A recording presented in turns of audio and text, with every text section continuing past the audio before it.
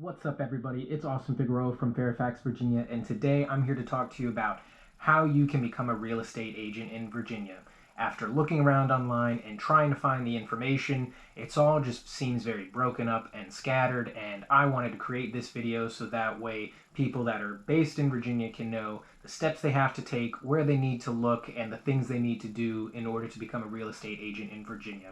So anything that I'm going to be referencing, I'll make sure to include in the description below. So if you want to go ahead and take a deeper look into that, you're more than welcome to. So without further ado, let's go ahead and get started.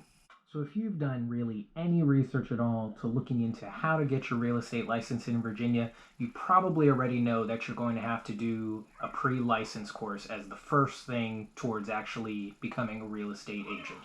So essentially, you need to study for 60 hours at a minimum, as required by the state of Virginia, in order to become a Virginia real estate salesperson. So this is going to include the state portion of the exam, which is exclusively relevant to Virginia, and then you're also going to have multiple portions that are relevant to the actual national exam or for the entire United States. And that's something that no matter where you are, every agent in any state in America will actually have to pass that national portion. And then it's the Virginia part of it specifically that the Virginia agents will need to pass, or potential agents, I should say. So for me, I went with Real Estate Express. I ended up getting a really good deal on their program. I thought it was a really good rate. I think I paid about $137 for it. But it was a really good deal, so I went ahead with them. I thought they were a great place to go, and it was a good bang for my buck, and I passed on the first try. And then actually the DPOR, for Virginia, actually does have a list of approved companies that are allowed to actually teach the pre-license requirements. So I'll go ahead and include that link down in the description below so that way you can take a look and just see if there are other options that you would prefer to use instead. But otherwise, you'd have to do the pre-license. It's just, there's no way to get around it. So make sure you pick a good course that you feel will work well for you, is within your price range, whether it be in person, online, whatever your preference, and then go ahead, stick with that, and really put as much effort and energy into it. For me, it did take, I would say, and I had a full-time job at the time, it took me about 3 to 4 weeks until I had finished the 60-hour requirements, maybe a little bit longer. So I was really putting my nose to the grindstone, and especially over the weekends to study.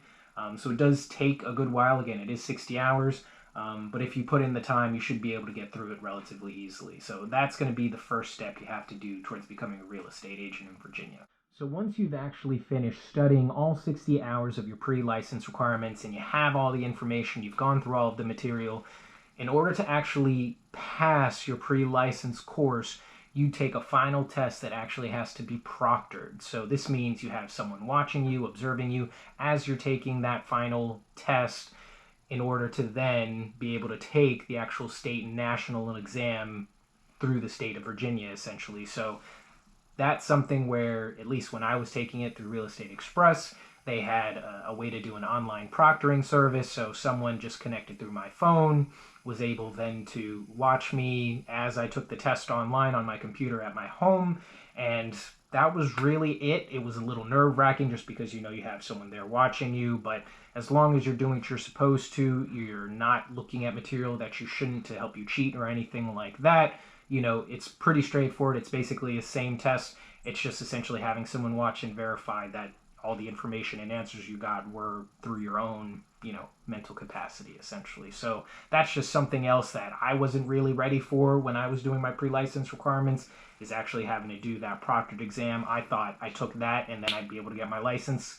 Doesn't work like that. And the exam itself isn't broken up when you're doing the proctored exam. It isn't through either state or national. It's really a combination of everything you've learned. So we'll get to the actual state and national exam part coming up next.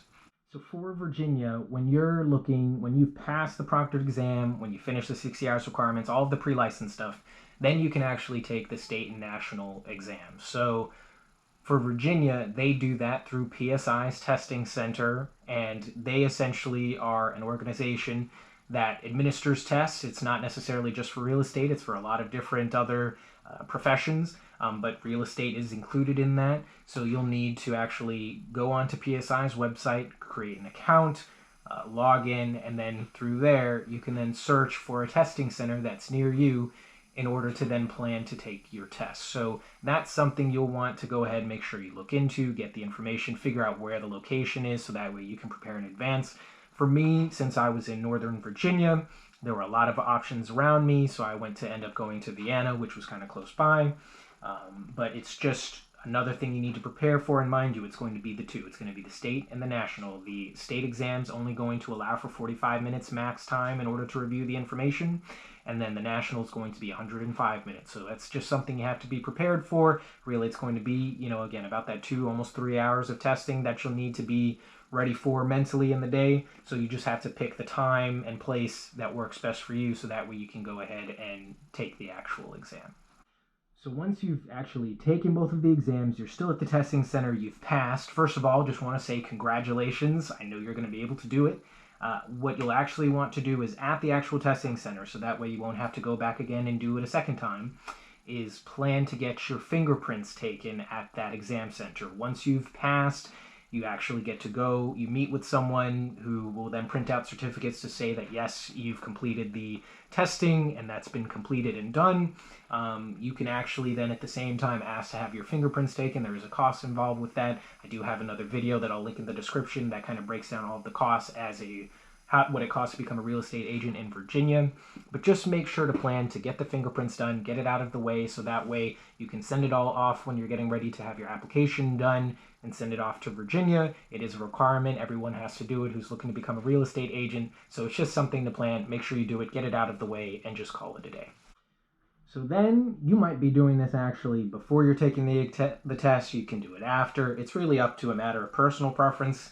But you're going to want to actually go ahead and interview with some of the brokerage firms that actually interest you, whether they be big name brands, whether they be small niches. Really, it's a matter of personal preference and what it is you're looking for and what you need. So take the time to, while you think they might actually be interviewing you, in reality, it is your opportunity to get to know what they're bringing to the table, what they're going to be offering, in terms of training, brand recognition, lead generation, open houses. All of those kinds of things are things that you need to talk to your brokerage about and say, how much help am I going to get? If you're someone who likes more hands-on one-on-one experience, maybe a smaller brokerage firm will be better for you. If you prefer someone with a big name brand, you're a little bit more of a self-starter and can kind of do some learning on your own, maybe a bigger brand brokerage firm will be better for you that way. Really, it's all going to be a matter of preference, but you're going to want to make sure you choose the one that you're wanting to go with, so that way then we can get to the next step in becoming a Virginia real estate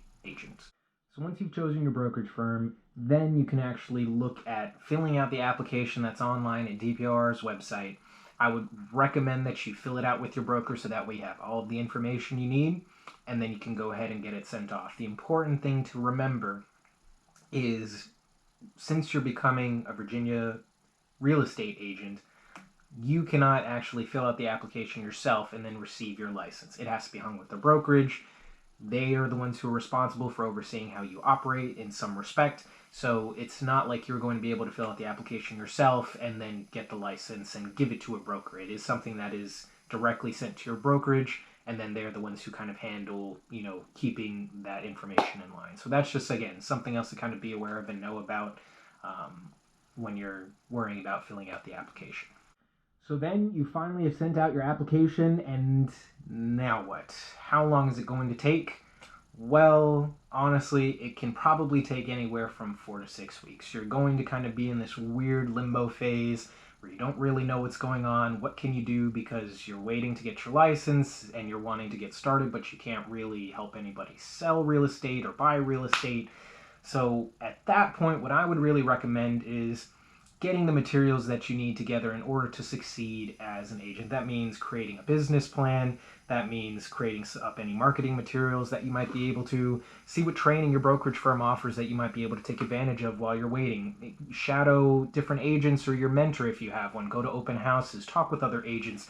Really try to find ways to put yourself out there. Let your sphere of influence know and build on that database. Collect the email addresses, actual physical addresses, phone numbers. Just find ways to reconnect with people so that way once you are ready to start, you can hit the ground running. You have all the information that you need and can then really get up and running. So really, I take that 4 to 6 weeks as time to really prepare, build yourself up, learn as much information as you can, talk to different people, so that way then once it comes in, you can really start selling and helping people buy their first house.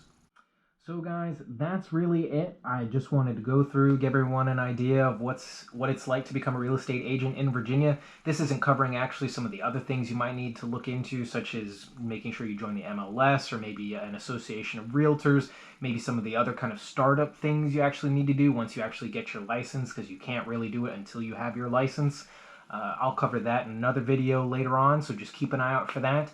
But otherwise, I really hope you enjoyed the video. It gives you some good information to reference. And like I said, I'm going to leave a lot of the information below so that way you can reference it and take a look at it yourself, so that way you know where to start. And I wish you the best. Good luck, everyone, and I'll talk to you next time. Take care.